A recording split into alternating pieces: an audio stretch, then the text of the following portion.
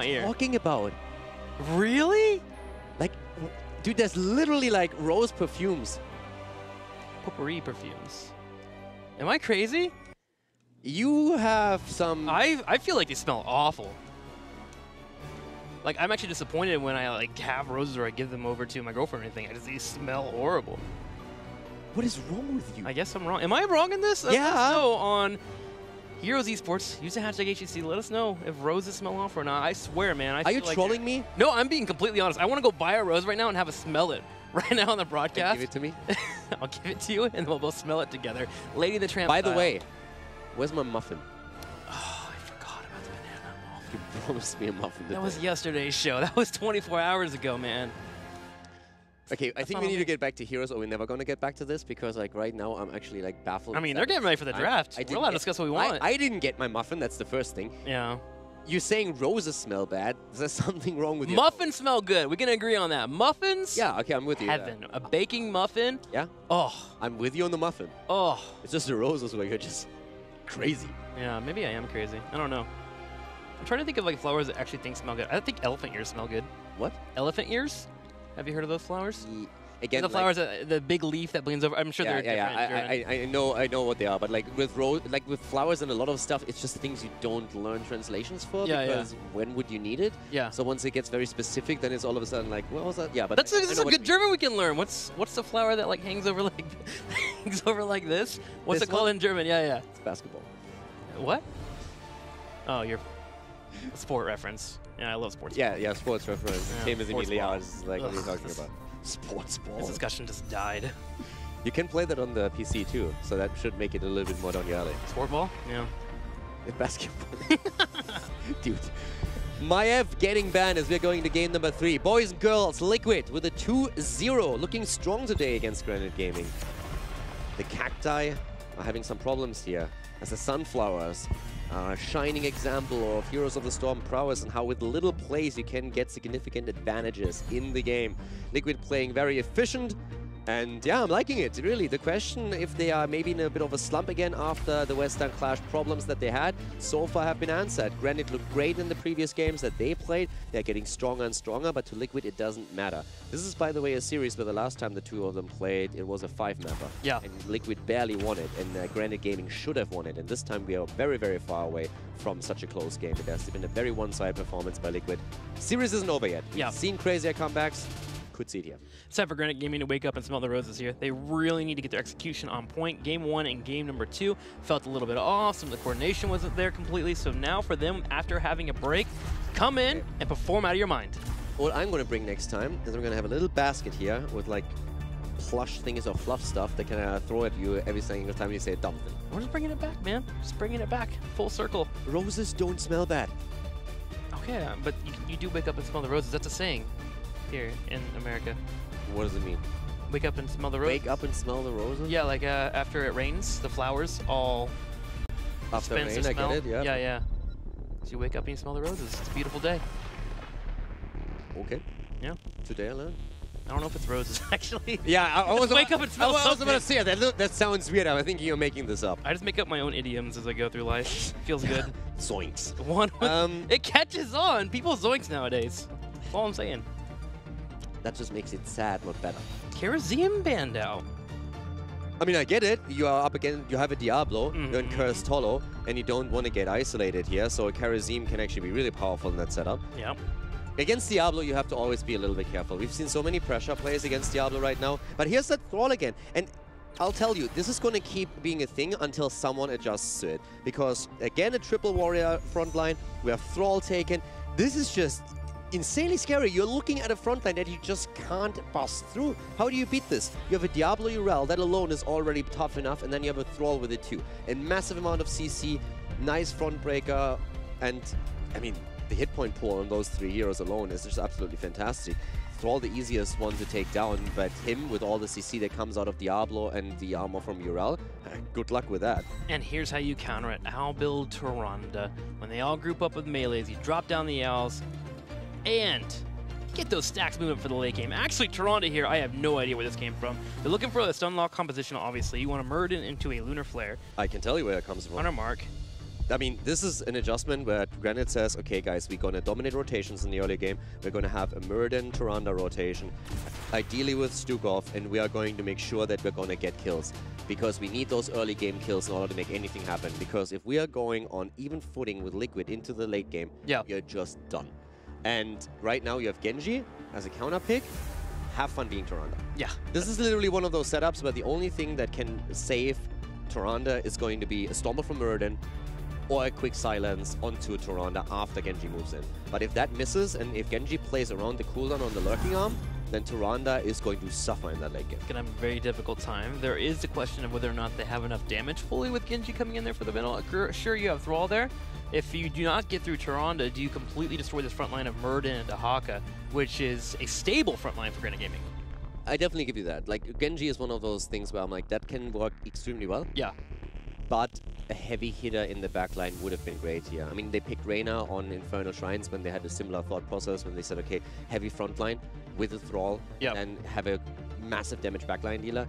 Genji is more so sustainable damage through auto attacks, poke, and then trying to deliver those kills. So you can definitely make an argument that do they have enough damage here. But with it being Cursed Hollow, you have a lot of wall stun potential on Diablo. That's one of the assets that you have. You have on after 16 again. First of all, you have the poke through Thrall, but after 16, you also have the pressure through the Alpha Wolf. So I feel like in the late game, they have it. But this is definitely one of the more itty-bitty grids. Well, we're going into a Tyrande pick here on the left side in the blue at Team Liquid. Sport Billy playing Diablo, Arcaner on Genji, Nurok on Deckard, Hasuwabs to play Thrall, and Eternal on Yrel. To the right side in game number 3, we have Memecraft for Granit Gaming on Hanzo. We see a Darkmok on the Haka. And now we're coming into the good part. Stukov played by Wolf Joe, Raid Boss on Tyrande, and Nand on Muradin. So we have a good old Miranda composition, where the idea is to rotate with Miranda, aka Muradin and Tyrande, and try and get kills. The whole thought process being Stormbolt in a Tyrande stun, apply the trade, and then burst the target away. You can either try and pull that off by using Stukov and dropping a silence on the target too to root them down even longer, or you can try to get your damage dealer in. But here we have that rotation already starting to rotate through, and Liquid is going to play very, very safe in the early game because they know extremely well that the one thing they have to do right now is just make sure that they don't lose heroes in the early game. Tyrande moving into the Sentinel at level 1. The Ranger looking to get those stacks up, getting the mana reduction cost overall. I was wondering if we might see that Lunar Flare come in, but something different actually for Stukov. Moving into the Spine Launcher. When base attacks, of course, go and become ranged, and then they slow enemies down. Trying to lock down that one target, as you were mentioning. Exactly, and also putting them in a spot where with that melee heavy over front line, Stukov has an easier time just like staying in the back a little bit and still adding some value. But here comes again, Granit Gaming. Look at it, the setup is there. Hasuwabs is only moving out to get those quick hits with his Q in, with his Chain Lightning. But everybody on Team Liquid side is just moving far back and just saying you can do whatever you want, but we are not going to move out to give you these kills. This is a comp of old. If you are a newer Heroes of the Storm player, and with new I think I literally mean the last 1 or 2 years, then you might not have experienced that Muradin Tyrande dominated meta, where we had just Suncoms roaming the map every single game. They were incredibly powerful in that particular combo for a long, long time. But yeah, this is another approach of Granit Gaming to bring that back and to try and get these kills. And it's great for sniping targets, but can they make it happen when your opponent is very experienced and is going to make damn sure to not move out and give you these free kills in the early game? I hope Sport Billy coming in for a quick pick on Memecraft. He should be able to jump away, still has that natural agility. I was wondering if he was going to go for Tyrande instead there. Tyrande not having the best escapes, that's why she's actually considered a weakness by a lot of folks that attempt to play her as support/damage hybrid. She doesn't have that mobility gap closer, and if you get into a spot where you're not winning a trade, she has to run. It was actually unfortunate timing from the engage because Hasuwabs' Frostwolf wasn't ready yet after he used it for the escape. If that Wolf would have been ready, after the flip, he could have tried and lock Hanzo down. That might have been a kill for them, but it was still on cooldown. Now, level 4 pick coming in here, Caldoria Resistance, picking up for Tyrande, gives that spell armor that you enjoy having against your opponents looking to poke you down. Seeing that from a lot of players in competitive play. We've seen the cooldown reduction as well from Tyrande at 4, but this is the mainstay, the main one that you go for. Looking for the spell armor, it grants it for 15 for a total of 6 seconds. Again, mitigating the damage coming your way. I'm definitely not hating that draft of Granit Gaming. I think it's not quite what I expected, but this can be extremely strong and powerful. It's just Liquid is playing smartly around it, and once that the later stages or the mid game is reached, it's going to be very difficult for Granit Gaming to make plays here. But in the early game, they should have the upper hand with this. Definitely tested your opponent and how much discipline they have, that's for sure. And Team Liquid is showing a large amount of discipline right now, playing it safe. Whenever they see anyone finally showing up on the map, you'll see the push in the lanes. Genji was working on the mid lane as an example. Something also to note is that if they do find a pick, Granit Gaming, post 5 minutes, 7 minutes, you clear a boss incredibly. First off, you have Hanzo with Scatter Arrow, but you add a Hunter Mark on top of that, it's done. Exactly. The trade of Toronto is just absolutely amazing in those cases. It's one of the main reasons why she was such a constant pick on Battlefield of Eternity when you try to burn the Immortal down. Swabs coming out on the bottom lane to soak up, but with this next tribute spawn being in a position where Team Liquid can defend it, should see a rotation from Team Liquid to head down there, and they are already doing that. I mean, one of the great assets of Toronto is also that with the Owl, you have a great interruption tool against channels. Vision. I mean, there were so many arguments for Toronto being a very, very strong hero in the past, where on any map where a channel was required, you could just be very, very annoying. Again, we're coming back to a map that is not in the HGC pool anymore, Blackheart's Bay. Owls were fantastic when you had Rewind in Toronto and you could just like spam Owls the entire day, had cooldown reduction as well. You could just continuously spam out Owls as long as we were hitting a few, and you could basically make sure that your opponent never gets a turn in. So like this idea behind that is still applies, at least to the tribute channel. You can stall them out a bit longer if you connect with those Owls. Hang on here. There's that combo we were looking for. Yeah. God, that was so fast. I was looking at a talent and I look back and dead target as Deckard Cain finds himself on the wrong side of his part of the map. This is definitely what this comp is supposed to do. And this is once that Nurok walked into it, he immediately, once he saw them, was just like, okay, I'm dead. Like, I'm literally just over. There's no one to peel for me. I can't lock them down. Once the first stun connects, I'm just literally dead. So this is the first kill for Granit Gaming, and this is the game that they have to play. Find these kills, engage into the side, ideally find a flank, find an isolated target, and just blow them up the entire game long. But this is going to become a lot tougher once that Liquid has level 10. Something to consider also when it comes to Toronto is her stacks.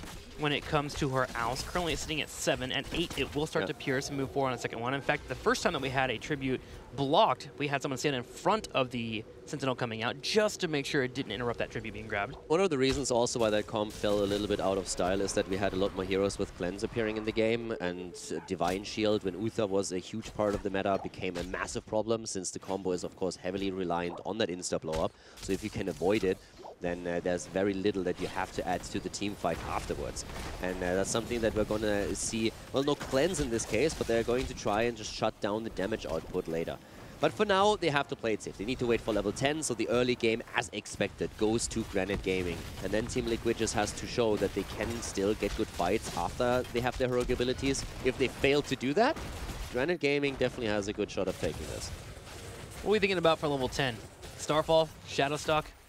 I'm a massive Starfall fan still. Same. I love Starfall. I love the area effect. I love the control you can have. It buys you time if you need it for a tribute. Gives you the wind up, the slows too. Makes it very difficult for Thrall to get on top of you as well. And especially Thrall, Genji, they all want to try and go on Toronto. And there's like so many spaces where you can get good value. Arrow comes in. There's the chain. Beautiful. And there is the kill. The counter kill nearly hitting against Nanda though, but the drag connecting against Diablo. Billy is able to walk away from this one. But we're coming back to the same statement. Kills, kills, kills is what you want. The early level 10 allowed them to hit the arrow, and then the follow-up is there. The amount of CC is just staggering. Brightwing would be so proud of all this murder right now. Granit Gaming keeps finding these picks. Team Liquid scouts out a boss being grabbed out. Look how fast this boss is getting destroyed. You have to poke the German, don't you? I had to poke the German. Boop. Well, I really need something to throw. I'm going to bring a basket next week. Arcaner is able to grab the tribute, so 2-2 here. Boss was grabbed though, so Team Liquid will have to clear that up. That would have, of course, been a nightmare. If you take boss and then also you get the tribute, that would have been a disaster. But here comes the engage, and this time it's Muradin who falls. No chance for him. Liquid already on the chase. Good stun coming out here, though. If Eternal doesn't get stunned out, there's a very good chance that we see Stukov die too. Once that the jump is up again, all you have to do is start body blocking, and then you have a good shot here. But yeah, this is going to be a good game, and also going to be a bit of a test or a question of how well Liquid plays under this much kill pressure. Is it fair to call Nurok the best Lornado user in the HGC right now? I feel like him and the team Yeah, I agree with that. have really developed this play style. Again, we see Murden there, unable to jump away from the fight, getting pulled in by the Lornado, and Team Liquid didn't have to expend any other heroics and just delete him because the Lornado disrupted his attempt to get away. I mean, I would still say that Zelia is the best support player that we have in HGC. Sure. But on the Lornado usage, I would give Nurok the upper hand. And I think in general, well, also, we're going to talk about it in a moment, because now here comes the Haka with the isolation against Diablo. Sundering. Really getting the front. Great, Sundering. What a beautiful flank against Toronto. And she is down immediately. That's exactly how you play with Sundering. Fantastic the scroll. setup. The scroll comes through. Sport Billy is going deep, trying to get a second kill, but they already pick up the curse here. Liquid just looking very solid. What's Team Liquid going to do here with this curse? See if they can get to the other lane and start to push out as well. Let me come really also back to Nurok.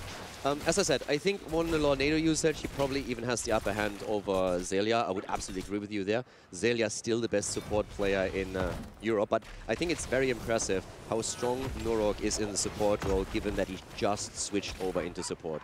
And you can definitely make very good arguments that he's already in the top 3 of supports in Europe. Yep. And maybe already has taken over the number 2 spot. But given a bit more time and more experience in that role, I think he can get even better. That is scary. Somebody that's a bit of a fearful moment right now is Urel, as Granit Gaming finds a pick in the middle of the map. They're still pushing the bottom lane with minion wave, but Granit Gaming is looking to fight. Wolf Joe chasing down Hasso up to help his teammates here. There is about to be an all-out soon, but it won't be enough to get a kill. Darkbach and Nande trying to come for the large flank, though. Yeah, massive wave, by the way, at the top lane that is still doing Arrow. work here. Arrow was great, and the kill as Hanzo just completely destroys Thrall. And as you said, it's an immediate boss play right after. They have so much boss pressure here. But Liquid already sniffs it out, and they are willing to engage into this. Yeah, they have a Genji that can jump on Wolf Joe. Massive shove does not connect. Sundering will be up at about 14 seconds when Thrall gets here if they can rotate across if they have enough time. Sportbilly has the Lightning Breath, and there is a Lornado. This is something that might be game-ending for Granit Gaming if they're unable to take this boss. Yeah, but now here comes the Lornado again. Maybe a bit too early, but the Lightning Breath also coming through. Nande pops the Avatar. Stukov is down, though, as Genji gets the kill and the reset. They're trying to go for Mirrodin again. The boss is taken by Liquid. Raid boss in a corner. He falls, and this is another kill as we have Diablo just flipping the Haka over. A triple kill in a 4 versus 5. Beautifully played by Team Liquid, and stealing the boss away to boot. An optimistic play by Granit Gaming. You have to respect, even though they got the pick and they have that 5v4, the amount of control available there for Team Liquid was fantastic for fighting over a boss. Sure, you delete a boss, but if you can't control the space after killing said boss, you're going to lose it. And Team Liquid just showcased that. They get the boss and they'll push in the bottom lane. Yeah, you can even argue that Lornado was used a second too early because he expected another volley to come from Hanzo and to just shot the boss away. Didn't quite work out that way, though. And again, Genji in that backline doing so much work here. Turande is under pressure every time that he appears, and that's the main reason why we saw that Genji pick on the last rotation. Now the keep is about to fall, and they might not even stop here. They have a 2-level lead, and they can definitely go for that core with the boss still being healthy. Lightning Breath is up too. Sportbilly can go for the full commitment if he would like. Darkmonk's in the back line looking for Thrall. Love to get that drag and stop the additional damage from going on top of the core. But Granit Gaming is just getting chunked. Team Liquid continues to hold this space, and now the core begins to fall. Core is about to fall. Yeah, down to 30% already. All they have to do is right-click it, and that's exactly what they are about to do here. In comes Arcana, and this is game as Team Liquid ends a very clean series with a victory on Cursed Hollow and takes down Granit Gaming with a 3-0. I'm happy for Team Liquid, but I'm so sad about that boss call. You have 2 out of 3 tributes available. I understand you're trying to find momentum. You just got off the heel of a push coming in from the curse, taking down a couple of wards, giving Team Liquid a nice experience, so you can feel that moment of, okay, we need to make something happen. But the moment you get scattered out, you have to consider backing up. Especially when they took a pretty significant amount of damage. Yeah. As the boss was still on half health. They could have walked away. There's no way that Liquid moves into the boss. Actually, I don't think that Liquid would go into the boss, finish the boss on their own while there's a 5-man around just looking it out. I think you could just move back a little bit, let the boss leash, wait, make sure that Team Liquid doesn't try and take over, and then you just back off and you're still in a good spot. But I think they felt pressure and felt that they needed to make something happen here. But I want to give just a shout out. Granit Gaming improves a lot, and I really like the way that this team is growing. They show so much growth. They are playing great. But Liquid I mean, you have to give them respect. Yeah. They come from the Western Clash. They absolutely, I mean, they got dumpstered on at the Clash. Yeah. And they came in with high hopes. They were saying, guys, we want to go to the offline events. We want to make sure that we show everyone how strong we are right now. They have talked a lot about how when they were